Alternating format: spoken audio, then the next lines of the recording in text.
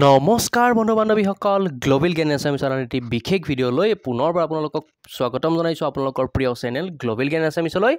এই ভিডিঅ'টো যথেষ্ট বিশেষ হ'ব। কিয় বিশেষ হ'ব আপোনালোকে চাই থাকক, গম পাব। কাৰণ এই ভিডিঅ'টোত আমি আপোনালোকৰ বাবে কি আনিছোঁ, আছাম ইয়াৰ বুকৰ পৰা কেইবাটাও গুৰুত্বপূৰ্ণ প্ৰশ্ন। আপোনালোকে জানে আছাম ইয়াৰ বুকত অবজেক্টিভ টাইপ প্ৰশ্নহে আছে, কিন্তু আমি ইয়াতে MCQ টাইপ আনিছোঁ। অৰ্থাৎ আছাম ইয়াৰ বুকৰ পৰা প্ৰশ্নসমূহ কালেক্ট কৰি তাত আমি MCQ ৰূপ দিছোঁ আৰু তাৰে পৰা আমি শীৰ্ষ 20টা প্ৰশ্ন নিৰ্বাচন কৰিছোঁ, যেইকেইটা এইবাৰ অহাৰ সম্ভাৱনা অধিক। যদিহে আপোনালোকে এই পাৰ্টটো ভাল পায় তেতিয়া আপোনালোকে কি কৰিব, কমেণ্ট বাকচত জনাব। যদিহে আপোনালোকক লাগে এই ভিডিঅ'টোৰ আমি নেক্সট পাৰ্টটো লৈ আনিম।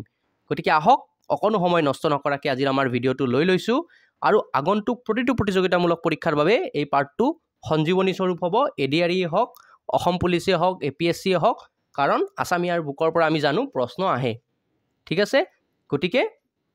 শীৰ্ষ 20টা প্ৰশ্ন আমি লৈ লৈছোঁ। যদিহে আপোনালোকে আছাম ইয়াৰ বুকখন পঢ়িছে, তথাপিও কিমানখিনি বা পঢ়িলে আপোনালোকে নিজৰ নলেজখিনি চেক কৰিবলৈ ভিডিঅ'টো চাব পাৰে। যথেষ্ট বিশেষ হ'ব আৰু যথেষ্ট সময় লাগিছে এই ভিডিঅ'টো, মানে কুৱেশ্যনসমূহ নিৰ্বাচনৰ পৰা আৰম্ভ কৰি এডিটৰ ক্ষেত্ৰত যথেষ্ট সময় লৈছোঁ এই ভিডিঅ'টোত। গতিকে আহক,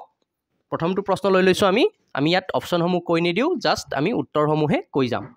ছিকিমক কেতিয়া উত্তৰ পূৰ্বাঞ্চলৰ ৰাজ্য হিচাপে ঘোষণা কৰা হৈছিল? চনটো আমাক লাগে, চ' আমাৰ চনটো হ'ব 2002। ছিকিমক কেতিয়া উত্তৰ পূৰ্বাঞ্চলৰ ৰাজ্য হিচাপে ঘোষণা কৰা হৈছিলে? 2002 চনত। নেক্সট, অসমৰ মুঠ মাটিকালিৰ কিমান শতাংশ ব্ৰহ্মপুত্ৰ উপত্যকাই আগুৰি আছে? চ' ইয়াৰে আমাৰ কাৰেক্ট এনচাৰটো হ'ব 3/4। যদি আমি পাৰ্চেণ্টেজ হিচাপত চাওঁ তেতিয়াহ'লে সেয়া হ'ব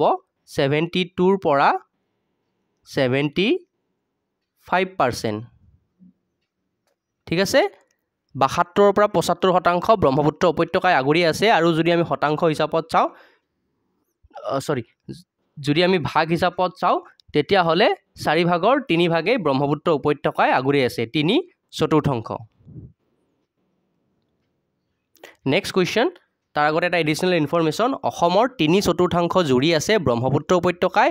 এই উপত্যকা দীঘলে প্ৰায় 725 কিলোমিটাৰ আৰু বহলে গড়ে 80ৰ পৰা 100 কিলোমিটাৰ। আৰু অসমৰ এই নদীখনে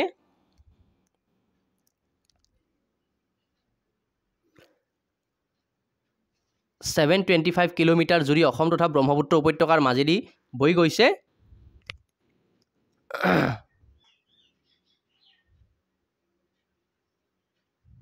নেক্সট, তৃতীয়টো প্ৰশ্ন হৈছে মাজুলী। পৃথিৱীৰ বৃহত্তম নদীদ্বীপ মাজুলীৰ বৰ্তমান মাটিকালি কিমান কিলোমিটাৰ? পৃথিৱীৰ বৃহত্তম নদীদ্বীপ মাজুলীৰ বৰ্তমানৰ মাটিকালি হৈছে 880 বৰ্গ কিলোমিটাৰ। চ' আমাৰ কাৰেক্ট এনচাৰটো পালোঁ 880 বৰ্গ কিলোমিটাৰ। নেক্সট কুৱেশ্যন, মানাস ৰাষ্ট্ৰীয় উদ্যানক কেতিয়া ব্যাঘ্ৰ প্ৰকল্প হ'ব হিচাপে ঘোষণা কৰা হৈছিলে? মানাস ৰাষ্ট্ৰীয় উদ্যান কেতিয়া ব্যাঘ্ৰ প্ৰকল্প হিচাপে ঘোষণা কৰা হৈছিলে? কিমান চনত? 1973। এইখিনিতে আৰু দুটামান এডিশ্যনেল ইনফৰমেশ্যন আমি জনাই দি আছোঁ। অসমত মুঠতে 4টা ব্যাঘ্ৰ প্ৰকল্প আছে, সেইকেইটা হৈছে মানাস ৰাষ্ট্ৰীয় উদ্যান ব্যাঘ্ৰ প্ৰকল্প 1973, নামেৰি ৰাষ্ট্ৰীয় উদ্যান ব্যাঘ্ৰ প্ৰকল্প 2001 2001, কাজিৰঙা ৰাষ্ট্ৰীয় উদ্যান ব্যাঘ্ৰ প্ৰকল্প 2007 আৰু ওৰাং ৰাষ্ট্ৰীয় উদ্যান ব্যাঘ্ৰ প্ৰকল্প 2016। এই 4টা স্ক্ৰীনশ্বট লাগিলে লৈ ল'ব পাৰিব। নেক্সট কুৱেশ্যন, কাজিৰঙাই কেতিয়া ৰাষ্ট্ৰীয় উদ্যানৰ মৰ্যাদা লাভ কৰিছিলে? কাজিৰঙাই কিমান চনত ৰাষ্ট্ৰীয় উদ্যানৰ মৰ্যাদা লাভ কৰিছিলে? 1974, অৰ্থাৎ 1974 চনত।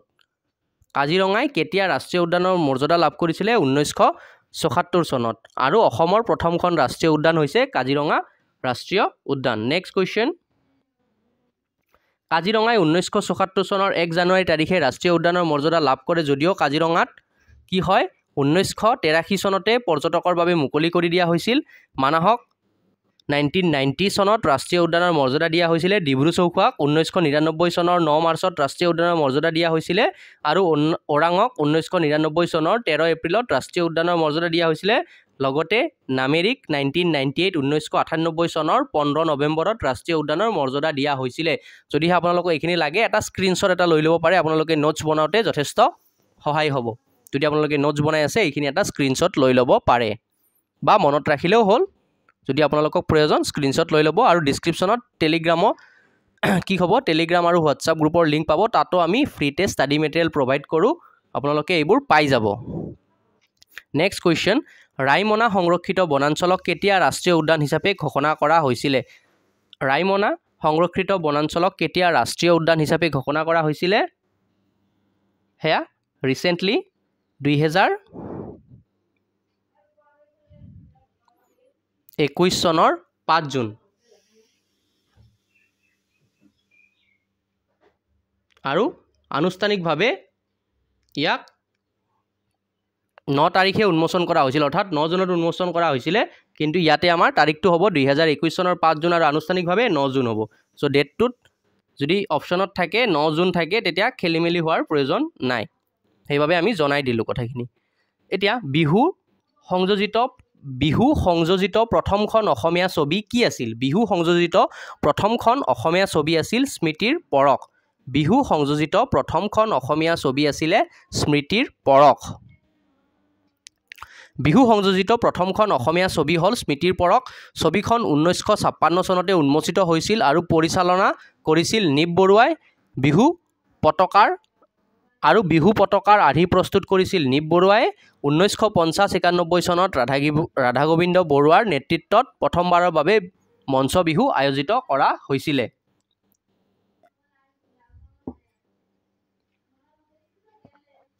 নেক্সট কুৱেশ্যন উত্তৰ পূৰ্বাঞ্চল গ্ৰন্থমেলা প্ৰথম কেতিয়া অনুষ্ঠিত হৈছিল উত্তৰ পূব গ্ৰন্থমেলা প্ৰথম কেতিয়া অনুষ্ঠিত হৈছিল উত্তৰ পূব গ্ৰন্থমেলা প্ৰথম অনুষ্ঠিত হৈছিল 1998 চনত উত্তৰ পূব গ্ৰন্থমেলা প্ৰথম কেতিয়া অনুষ্ঠিত হৈছিল 1998 চনত অসমৰ কোট প্ৰথমে ৰাস মহোৎসৱ অনুষ্ঠিত হৈছিল কওকচোন কক অসমৰ কোট প্ৰথমে ৰাস মহোৎসৱ অনুষ্ঠিত হৈছিল অসমৰ আমি সকলে জানো ৰাস মহোৎসৱ অনুষ্ঠিত হৈছিল কোট মাজুলীত অসমৰ কোট প্ৰথমে ৰাস মহোৎসৱ অনুষ্ঠিত হৈছিল সো ইয়াৰে আমাৰ correct answer Majuli next question অসমৰ মাজুলীৰ দক্ষিণপাট সত্ৰত প্ৰথম ৰাস মহোৎসৱ অনুষ্ঠিত হৈছিল কোট অনুষ্ঠিত হৈছিল অসমৰ মাজুলীৰ কোট দক্ষিণপাট সত্ৰত প্ৰথম ৰাস মহোৎসৱ অনুষ্ঠিত হৈছিল 1840 চনৰ পৰা সত্ৰখনত ৰাস অনুষ্ঠিত হৈ আহিছে কিমান চনৰ পৰা 1840 চনৰ পৰাই সত্ৰখনত ৰাস অনুষ্ঠিত হৈ আহিছে নেক্সট কুৱেশ্যন নৱগ্ৰহ মন্দিৰটো গুৱাহাটীৰ কোনখন পাহাৰত অৱস্থিত নৱগ্ৰহ মন্দিৰটো চাবলৈ গৈছে নে নাই আপোনালোকে জনাকচোন কোনে কোনে গৈছে বাৰু কমেন্ট বক্সত জনাওক নৱগ্ৰহ মন্দিৰটো গুৱাহাটীৰ কোনখন পাহাৰত অৱস্থিত হেয়া হৈছে চিত্ৰাচল পাহাৰত নৱগ্ৰহ মন্দিৰটো গুৱাহাটীৰ কোনখন পাহাৰত অৱস্থিত চিত্ৰাচল পাহাৰত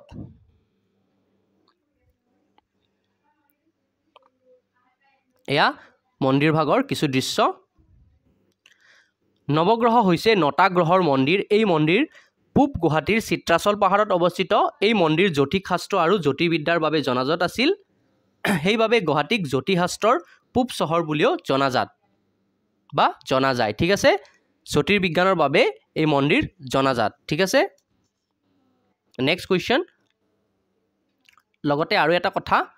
আপোনালোকে আমাৰ ভিডিঅ'সমূহ চাই ভাল পাইছো খুব ভাল লাগে ভিডিঅ'সমূহ চাই বন্ধু বান্ধৱীলৈ শ্বেয়াৰ কৰক কেনেকুৱা পায় কমেন্ট বক্সত জনাওক কিন্তু আমাৰ একাংশ দৰ্শকে কি কৰে চেনেলটো সাবস্ক্ৰাইব নকৰে প্ৰায় 95% দৰ্শক আছে আমাৰ চেনেলৰ ভিডিঅ'সমূহ চাই বাৰু তেওঁলোকে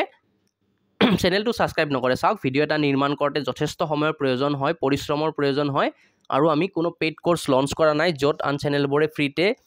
মানে মেটেৰিয়েল দিয়াৰ ক্ষেত্ৰতো কিবা এটা চাৰ্জ লৈ আছে আমি সেইখিনিও আমি আমাৰ টেলিগ্ৰাম হোৱাটছআপ যোগে ফ্ৰীতে প্ৰভাইড কৰি আছো সো অকনমান জাস্ট সাপোৰ্ট বিচাৰিছো বাকি একো নেলাগে আমি জানো সেইখিনি আপোনালোকে কৰিব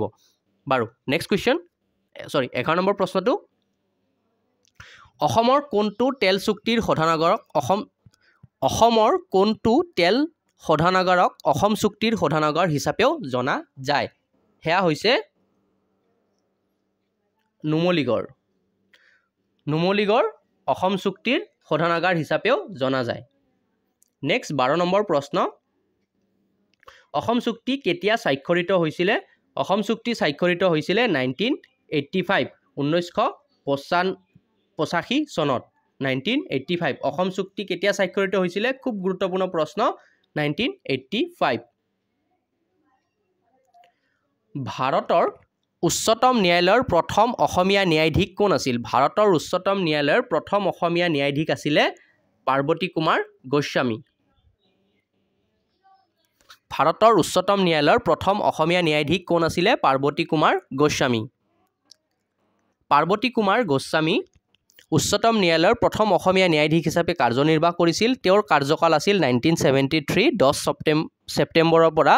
1977 31 ডিচেম্বৰলৈ অসমৰ প্ৰথম চলচ্চিত্ৰ নিৰ্মাতা কোন আছিল কওকচোন কওক অসমৰ প্ৰথম চলচ্চিত্ৰ নিৰ্মাতা আমি সকলোৱে জানো স্বনামধন্য জ্যোতিপ্ৰসাদ আগৰৱালা ৰূপকোঁৱৰ জ্যোতিপ্ৰসাদ আগৰৱালা অসমৰ প্ৰথম চলচ্চিত্ৰ নিৰ্মাতা জ্যোতিপ্ৰসাদ আগৰৱালা এইটো প্ৰশ্ন আহিব পাৰে আৰু খুব কমন প্ৰশ্ন আৰু প্ৰশ্নসমূহ আমি এনেকৈ নিৰ্বাচন কৰিছোঁ এনেকুৱাকৈ যাতে APSC ADRE গ্ৰেড 3 গ্ৰেড 4 প্ৰতিটো এক্সামকে চুই যাব পাৰে অসমৰ সৰ্ববৃহৎ তেল শোধনাগাৰটো ক'ত 15 নম্বৰ প্ৰশ্নটো লৈ লৈছোঁ 15 নম্বৰ প্ৰশ্নত আছে অসমৰ সৰ্ববৃহৎ তেল শোধনাগাৰ ক'ত অৱস্থিত অসমৰ সৰ্ববৃহৎ তেল শোধনাগাৰ আমি জানো সকলোৱে ডিব্ৰুগড়ত অৱস্থিত নেক্সট 16 নম্বৰ প্ৰশ্ন অসম সাহিত্য সভাৰ পূৰ্বৰ নাম কি আছিল অসম সাহিত্য সভাৰ পূৰ্বৰ নাম আছিল সদৌ অসম সাহিত্য সন্মিলনী অসম সাহিত্য সভাৰ পূৰ্বৰ নাম আছিলে সদৌ অসম সাহিত্য সন্মিলনী নেক্সট কুৱেশ্যন তাৰ আগতে 1924 চনৰ 5 মেত সভাৰ নাম আসাম সাহিত্য সভা হিচাপে পঞ্জীয়ন কৰা হৈছিল 1944 চনত আনুষ্ঠানিকভাৱে ইয়াৰ নাম সলনি কৰি অসম সাহিত্য সভা কৰা হয় সাহিত্য অকাডেমি বঁটাপ্ৰাপ্ত প্ৰথম অসমীয়া কাব্য গ্ৰন্থখনৰ নাম কি আমি সকলোৱে জানো সাহিত্য অকাডেমি বঁটাপ্ৰাপ্ত প্ৰথম অসমীয়া কাব্য গ্ৰন্থখন হৈছে বনফুল নেক্সট কুৱেশ্যন উত্তৰ পূৰ্বাঞ্চলৰ কোনখন চহৰক ভাৰতৰ স্কটলেণ্ড বুলি কোৱা হয় উত্তৰ পূৰ্বাঞ্চলৰ কোনখন চহৰক ভাৰতবৰ্ষৰ স্কটলেণ্ড বুলি কোৱা হয় কওকচোন কওক শিলং ঠিক আছে কাৰেক্ট এনসাৰ হ'ব শিলং উত্তৰ পূৰ্বাঞ্চলৰ কোনখন চহৰক ভাৰতৰ স্কটলেণ্ড বুলি কোৱা হয় হেয়া হৈছে শিলং নেক্সট কুৱেশ্যন আৰু এইখিনিতে অসমৰ কোনখন জিলাৰ পৰা আপোনালোকে আমাৰ ভিডিঅ'সমূহ চাই আছে হেয়া কমেণ্ট বক্সত জনাওকচোন আমি গম পাম কোন জিলাৰ ভিউৱাৰ্ছে আমাৰ ভিডিঅ'সমূহ চাই আছে অসমৰ নেক্সট কুৱেশ্যন গুণোৎসৱ কেতিয়াৰ পৰা আৰম্ভ কৰা হৈছিলে গুণোৎসৱ কেতিয়াৰ পৰা আৰম্ভ কৰা হৈছিলে গভৰ্ণমেণ্ট অফ আসামৰ এটা ইনিচিয়েটিভ হয় চাওক এক্সামসমূহত চৰকাৰৰ আঁচনি বা চৰকাৰৰ পদক্ষেপ চৰকাৰে লোৱা সিদ্ধান্ত এইসমূহৰ ওপৰতো বিভিন্ন ধৰণৰ প্ৰশ্ন আহে আমি APSC হওক আগৰবাৰ ADRE ক্ষেত্ৰতে হওক আমি গভৰ্ণমেণ্ট পলিচিৰ ওপৰত গভৰ্ণমেণ্টৰ আঁচনিৰ ওপৰত প্ৰশ্ন অহা দেখিবলৈ পাইছোঁ সো এনেকুৱা ধৰণৰ প্ৰশ্ন খুব ইম্পৰ্টেণ্ট হয় গুণোৎসৱ কেতিয়াৰ পৰা আৰম্ভ কৰা হৈছিলে চনটো সুধিছে ইয়াতে আমাৰ হেয়া হ'ব 2017 নেক্সট কুৱেশ্যন গুৱাহাটী চাহ নিলাম কেন্দ্ৰ কোন স্থানত স্থাপিত হৈছিলে বা স্থাপনা কৰা হৈছিলে গুৱাহাটী চাহ নিলাম কেন্দ্ৰ 1970 চনত স্থাপনা কৰা হৈছিলে গুৱাহাটী চাহ নিলাম কেন্দ্ৰ 1970 চনত 1970 স্থাপনা কৰা হৈছিলে আৰু 1970 চনত গুৱাহাটী চাহ নিলাম কেন্দ্ৰ স্থাপন কৰা হৈছিলে এই চাহ নিলাম কেন্দ্ৰটো পৃথিৱীৰ ভিতৰত দ্বিতীয় বৃহত্তম CTC চাহ নিলাম কেন্দ্ৰ বৰ্তমান এই কেন্দ্ৰই বছৰি 150 নিযুত চাহ নিলাম কৰে আৰু তাৰ বজাৰ মূল্য হৈছে 550 অৰ্থাৎ 550 কোটি টকা আজি আমাৰ ভিডিঅ'টোৰ শেষৰটো প্ৰশ্ন অসম সাহিত্য সভাৰ প্ৰথমখন অধিৱেশন ক'ত অনুষ্ঠিত হৈছিলে কওকচোন কওক অসম সাহিত্য সভাৰ প্ৰথমখন অধিৱেশন ক'ত অনুষ্ঠিত হৈছিলে ইয়াৰ উত্তৰটো আমি নিদিও আমাৰ দৰ্শকসকলে দিব যিসকলে আমাৰ ভিডিঅ'সমূহ চাই আছে তেওঁলোকে ইয়াৰ উত্তৰটো দিয়ক আৰু প্ৰত্যেকেই ইয়াৰ উত্তৰটো দিয়ক যিসকলে শুদ্ধ উত্তৰটো দিব কমেণ্ট বক্সত আমি হাৰ্ট দি দিম যাতে বাকীসকলে শুদ্ধটো কি জানিবলৈ পাৰে আৰু ভিডিঅ'টো শেষলৈকে চোৱাৰ বাবে আপোনালোকক অশেষ ধন্যবাদ নেক্সট আসাম ইয়াৰ বুকৰ পাৰ্ট 2 লাগিবনে নেলাগে আৰু নেক্সট কি পাৰ্টৰ ওপৰত ভিডিঅ' লাগে ডিছক্ৰিপশ্যন বাকচত আমি প্লেলিষ্ট বনাই দিছোঁ আপোনালোকে প্লেলিষ্ট হিচাপে ভিডিঅ'সমূহ চাব পাৰে আৰু ভিডিঅ'টো শেষলৈকে চোৱাৰ বাবে আপোনালোকক অশেষ ধন্যবাদ জয় অসম